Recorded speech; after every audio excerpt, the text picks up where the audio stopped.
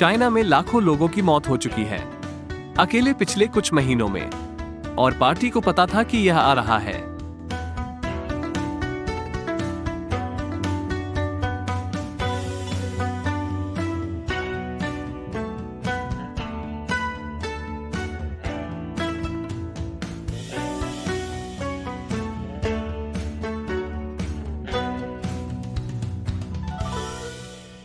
China uncensored में आपका स्वागत है। मैं क्रिस चैपल हूं। यहां एक सवाल है जो कोई नहीं पूछना चाहता था। क्या 1 लाख चीनी लोग मर सकते हैं और कोई नहीं जानता? यह एक तरह से आश्चर्य की तरह है कि अगर कोई पेड़ जंगल में गिरता है और उसे सुनने के लिए आसपास कोई नहीं है, तो क्या यह आवाज करता है?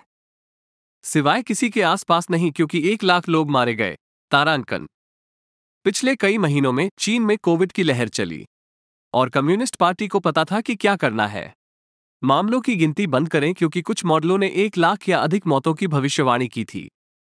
हमें बिल्कुल भी अंदाजा नहीं है कि चीन में 3 साल से अधिक पहले कोविड के प्रकोप के बाद से या पिछले दिसंबर में जीरो कोविड के अंत के बाद से कितने लोग मारे गए हैं, खासकर जब से लाखों बुजुर्ग चीनी ग्रामीण इलाकों में रहते हैं, जहां वास्तव में खराब चिकित्सा बुनियादी ढांचा है और कोई डेटा संग्रह नहीं है।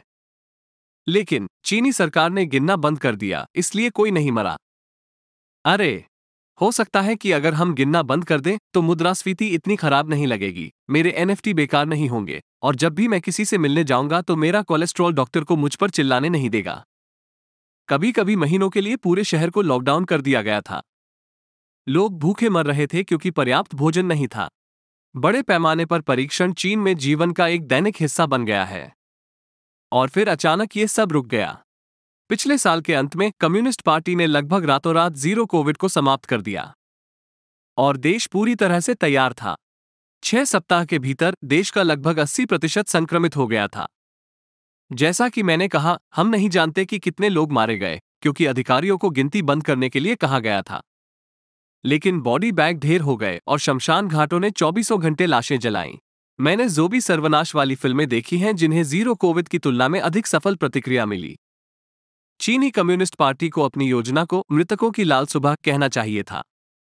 चीनी अस्पतालों में इतनी भीड़ थी, एम्बुलेंस को वापस कर दिया गया और हर जगह बुनियादी चिकित्सा आपूर्ति की कमी थी। कम्युनिस्ट पार्टी अधिक तैयार क्यों नहीं थी? शून्य कोविड की चीन की खोज के परिणाम स्वरूप जनता के बीच प्राकृतिक प्रतिरक्षा का स्तर कम हो गया है, जिससे जनसंख्या कमजोर हो गई है। लाखों बुजुर्गों को टीका नहीं लगाया गया था। ऐसा नहीं है कि चीनी टीके वैसे भी इतने प्रभावी हैं।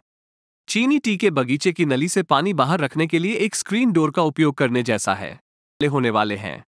तो चीन के पास जीरो कोविड के खात्मे से निपटने का प्लान क्यों नहीं था? खैर, एसोसिएटेड प्रेस द्वारा अभी सामने आई नई जानकारी के अनुसार चीन के पास एक योजना थी और सब गलत हो गया। मैं आपको ब्रेक के बाद और बताऊंगा। वापसी पर स्वागत है। कम से कम मुझे उम्मीद है कि वहां एक विज्ञापन था।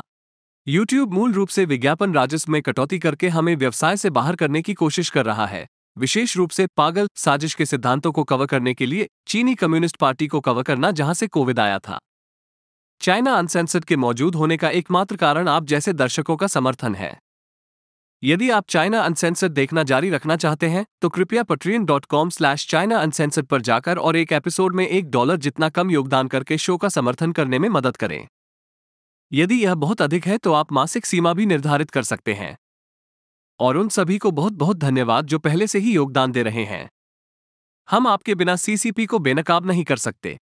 इसलिए एसोसिएटेड प्रेस द्वारा प्राप्त जानकारी के अनुसार चीन ने वास्तव में red dawn of the dead से पीछे हटने की योजना बनाई थी।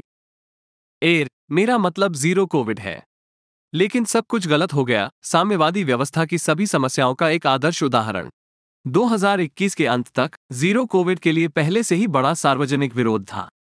शियान जैसी जगहों पर बड़े पैमाने पर शहरव्यापी तालाबंदी के कारण लोग अपने घरों में भूखे मर रहे हैं।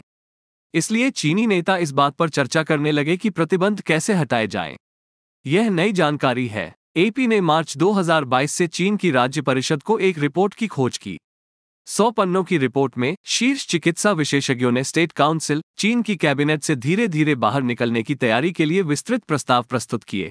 इसमें चीन के रुके हुए टीकाकरण अभियान को बढ़ावा देने, आईसीयू बिस्तर की क्षमता बढ़ाने, एंटीवायरल पर स्टॉक करने और हल्के COVID-19 लक्षणों वाले पुराने रोगियों को घर पर रहने के प्रस्ताव जैसी चीजें शामिल थी।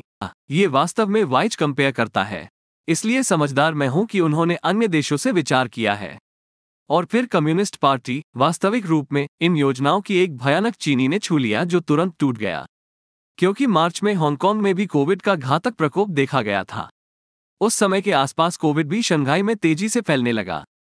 अब शुरू में स्थानीय सरकार ने हल्के दृष्टिकोण के साथ प्रतिक्रिया दी, जिसे उन्होंने परिशुद्धता नियंत्रण कहा, जो उतने ही पागल थे जैसे सिंगल बबल टी शॉप पर ताला लगना। ये किसी तरह बहुत सटीक है और बिल्कुल सटीक नहीं है। यह ऐसा ही है जैसे यदि आपके पास एक संक्रामक त्वचा खाने वाला वायरस है और कहें, चिंता न करें दोस्तों, मैंने अपने पैर की उंगलियों को ढक लिया, तुम सुरक्षित हो। पता चला शंघाई के सटीक नियंत्रण ने प्रसार को नहीं रोका। तो ठेठ कम्युनिस्ट फैशन में सरकार ने दूसरे चरम पर झूलते हुए जवाब दिया। उन्होंने शंघाई को 2 महीने के क्रूर लॉकडाउन में डाल दिया, जहां लोग फिर से भूखे मरने लगे। लोग भड़के हुए थे। वास्तव में वे थोड़े नाराज थे, क्योंकि वे इतने भूखे थे कि क्रोधित नहीं हो सकते थे। और फिर जीरो कोविड पर कम्युनिस्ट पार्टी दोगुनी हो गई। राज्य द्वारा संचालित पीपुल्स डेली के इस संपादकीय में कहा गया है, निश्चित रूप से शून्य कोविड को बनाए रखें, और शी जिनपिंग को ये कहते हुए उद्धृत किया, दृढ़ता ही जीत है, जिसका प्रभावी अर्थ ये था कि जीरो कोविड की कोई भी आलोचना वर्जित थी। सेंसर किए गए चीनी विशेषज्ञों में से एक ने एपी को बताया, कोई भी जो आधिकारिक कथा से अलग कुछ कहना चाहता था, उसे मूल रूप से चुप करा दिया गया था। हो सकता है कि उनके पास चिकित्सा आपूर्ति समाप्त हो गई हो, लेकिन उनके पास हमेशा पर्याप्त से अधिक था। चारों तरफ काले बैग रखे हुए हैं। साम्यवाद में आपका स्वागत है। आप देखिए, उस साल बाद में अक्टूबर में कम्युनिस्ट पार्टी की 20वीं राष्ट्रीय पार्टी कांग्रेस की एक बड़ी बैठक हुई, जहां शी जिनपिंग से अनिवार्य रूप से खुद को आजीवन कम्युनिस्ट पार्टी का नेता घोषित करने की उम्मीद की जा रही थी, जो उसने किया। इसलिए पार्टी समाज और कोविड पर कड़ी पकड़ बनाए रखना चाहती थी, और अगर लाखों मौतें होती तो इसका असर शी जिनपिंग पर पड़ता। हालांकि साथ ही लोगों में नाराजगी भी बढ़ रही है, और तथ्य ये है कि जीरो कोविड चीन की अर्थव्यवस्था को मार रहा था। ये स्पष्ट रूप से स्पष्ट कर रहा था कि जीरो कोविड टिकाऊ नहीं था, और वास्तव में प्रभावी भी नहीं। कोविड वैसे भी फैलता रहा। उदाहरण के लिए, अधिकारियों ने झेंगजो को बंद कर दिया। 10 मिलियन से अधिक लोगों के लिए एक प्रांतीय राजधानी घर, बिना किसी सार्वजनिक घोषणा के, भले ही वे केवल कुछ मामलों की रिपोर्ट कर रहे थे, या हो सकता है कि मुट्ठी भर के अलावा और भी बहुत कुछ रहा हो, आधिकारिक संख्या में नहीं। जैसे ही कांग्रेस ने संपर्क किया, अधिकारियों ने मामलों को छुपाना और गुप्त लॉकडाउन और संगरोध का सहारा लेना शुरू कर दिया, सीधे कम्युनिस्ट पार्टी की प्लेबुक से बाहर। लेकिन अक्टूबर में 20वीं पार्टी कांग्रेस समाप्त होने और शी द्वारा सफलतापूर्वक अपना शासन बढ़ाने के बाद भी चीजें बेहतर नहीं हुई। ऐसा इसलिए है क्योंकि पार्टी गलतियों को स्वीकार करना पसंद नहीं करती है। इसलिए केंद्र सरकार ने नए लेकिन अजीब तरह से मिले जुले संकेत जारी करने शुरू कर दिए। पिछले साल 10 नवंबर को शी ने अधिकारियों से कहा, वैज्ञानिक और तारांकन सटीक तारांकन रोकथाम और नियंत्रण का पालन करें। अगले दिन कई नए उपाय किए गए, जिनमें जीरो कोविड पाबंदियों में बदलाव किया गया, लेकिन साथ ही शी जीरो कोविड पर टिके रहने की बात भी कह रहे थे। ये लाल बत्ती हरी बत्ती खेलने जैसा होगा, और पहली बात जो व्यक्ति चिल्लाता है वो है बैंगनी बत्ती। इसलिए स्थानीय सरकारी अधिकारियों को पता नहीं था कि क्या करना है। और याद रखें, अधिकारियों को पदावनत किया जा सकता है या बर्खास्त किया जा सकता है, या और भी बुरा हो सकता है यदि उनके क्षेत्रों में कोविड फैल गया। इसलिए कोविड नीतियां लगातार बदलती रहीं।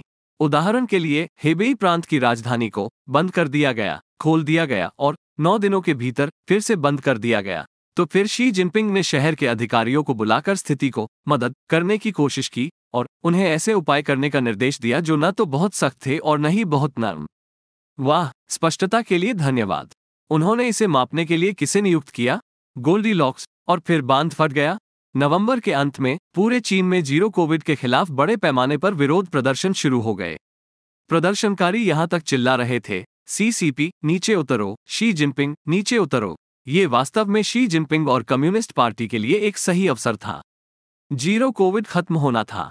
ये टिकाऊ नहीं था, लेकिन इसे कैसे करना है, इसकी कोई तैयारी नहीं थी। लेकिन अब प्रदर्शनकारी किसी भी चीज के लिए एक सुविधाजनक बलि का बकरा हो सकते हैं जो अचानक जीरो कोविड उलटफेर के बाद गलत हो गया। लगभग रातों रात शून्य कोविड के संदर्भ सरकारी बयानों से गायब हो गए। स्टेट न्यूज़वार सिन्हुआ ने कहा कि महामारी थकान, चिंता और तनाव पैदा कर रही थी और इसे नियंत्रित करने की लागत दिन ब दिन बढ़ती जा रही थी। तत्कालीन वाइस प्रीमियर सन चुनलान, जिन्हें चीन के कोविड सीजर के रूप में जाना जाता था, ने चिकित्सा विशेषज्ञों से कहा कि राज्य ने जीरो कोविड से तेजता से चलने की योजना बनाई है। दिसंबर की शुरुआत तक जीरो कोविड मूल रूप से समाप्त हो गया था। चिकित्सा आपूर्ति को स्टॉक करने, अस्पतालों को उछाल के लिए तैयार करने या अधिक बुजुर्गों को टीका लगाने के लिए कोई सार्थक प्रयास नहीं किया गया था। और कम्युनिस्ट पार्टी के पेंच के परिणामस्वरूप लाखों और लोग मारे जा सकते हैं। हालांकि फिर से हम नहीं जानते, क्योंकि वो डेटा एकत्र नहीं किया जा रहा है। लेकिन अगर आप साम्यवाद के इतिहास को देखें, चाहे आप यूक्रेन में होलोडोमोर के बारे में बात कर रहे हो, माओ के महान अकाल या खमेर रूज के विनाशकारी क्षेत्रों के बारे में बात कर रहे हो, कम्युनिस्ट शासन सत्ता पर अपनी पकड़ मजबूत करने के लिए एक उपकरण के रूप में व्यापक मृत्यु का उपयोग करते हैं। चीनी कम्युनिस्ट पार्टी के नेता क्रूर हो सकते हैं, लेकिन वे मूर्ख नहीं हैं। वे जानते थे कि अगर यह अचानक जीरो कोविड से पीछे हट गया तो क्या होगा। एपी की इस नई रिपोर्ट से पता चलता है कि शीर्ष अधिकारियों को चेतावनी दी गई थी और वैसे भी किया। मैं एक पैटर्न महसूस कर रहा हूं। इतनी व्यापक मौतों के लिए कम्युनिस्ट शासन जिम्मेदार है, यहां तक कि जो लोग चाहते हैं उन्हें भी गिनने में मुश्किल हो रही है। और चाइना अनसेंसर्ड आप जैसे दर्शकों के समर्थन के बिना मौजूद नहीं होगा। यदि आप योगदान देना चाहते हैं तो हमने हाल ही में पेपैल पर किसी भी राशि का आवर्ती भुगतान करने का तरीका निर्धारित किया है। लिंक डिस्क्रिप्शन में है। लेकिन आज मैं किसी ऐसे व्यक्ति के सवाल का जवाब दूंगा जो लोकल पर हमारे विशेष सोशल मीडिया प्लेटफॉर्म पर हमारा समर्थन करता है। आज वो प्रश्न हेगिनेटर से आता है। यदि आप मुक्त दुनिया के सर्वोच्च सलाहकार होते और वैश्विक आर्थिक संकट को ट्रिगर नहीं करते हुए सीसीपी से इसे बचाने का दोहरा जनादेश दिया जाता, तो आपकी शीर्ष 3 नीतिगत सिफारिशें क्या होती? दिलचस्प सवाल। मुझे लगता है कि हम मान रहे हैं कि मेरे पास पूर्ण शक्ति होगी। इसलिए सबसे पहला काम मैं ये करूंगा कि हर कोई अपना सोना पिघलाए और मेरी एक विशाल मूर्ति बनाए। हालांकि मुझे लगता है कि शायद वैश्विक आर्थिक संकट का कारण होगा। इसलिए यह मानते हुए कि मेरे पास पूर्ण शक्ति तारांकन और तारांकन अपने अहंकार पर लगाम लगाने की क्षमता है, मैं चीन से अलगाव को प्राथमिकता दूंगा। विनिर्माण को अमेरिका में वापस लाएं या कम से कम उन देशों के साथ जो हमें नष्ट करने की कोशिश नहीं कर रहे हैं। मैं अमेरिकी कंपनियों को चीनी कंपनियों में निवेश करने से रोकूंगा जो चीनी कम्युनिस्ट पार्टी और चीनी सेना से गुप्त रूप से जुड़ी नहीं है। और मैं राज्य से जुड़ी किसी भी चीनी कंपनी पर प्रतिबंध लगाऊंगा जो मूल रूप से वे सभी हैं। हम उन कंपनियों के साथ व्यापार नहीं करते हैं जो ईरान में काम करती हैं, और नहीं हमें उन कंपनियों के साथ व्यापार करना चाहिए जो चीन में काम करती हैं। और मैं अमेरिका पर उन देशों में अधिक निवेश करने के लिए दबाव डालूंगा जिन्हें चीन प्रभावित करने की कोशिश कर रहा है, विशेष रूप से प्रशांत द्वीप राष्ट्र। अमेरिका ने वहां एक शक्ति निर्वात छोड़ दिया था जिसमें कम्युनिस्ट पार्टी कदम रखने से ज्यादा खुश थी। जाहिर है, कोई भी बड़ा नीति परिवर्तन वैश्विक अर्थव्यवस्था के लिए विघटनकारी होगा, लेकिन अब चीन से अलग होने से लाइन के नीचे एक बड़ी तबाही को रोकने में मदद मिलेगी। और देखने के लिए आप सभी का धन्यवाद। आप चाइना अनसेंसर्ड वाले अनन्य सोशल मीडिया प्लेटफॉर्म तक पहुंच प्राप्त करने में सक्षम होंगे, जहां आप अन्य प्रशंसकों और मैट, शैली और मैं के साथ बात कर सकते हैं, साथ ही मुझसे अपने प्रश्न पूछ सकते हैं। वो है chinauncensored.locals.com। लिंक नीचे है। एक बार फिर मैं क्रिस चैपल हूं। अगली बार मिलते हैं।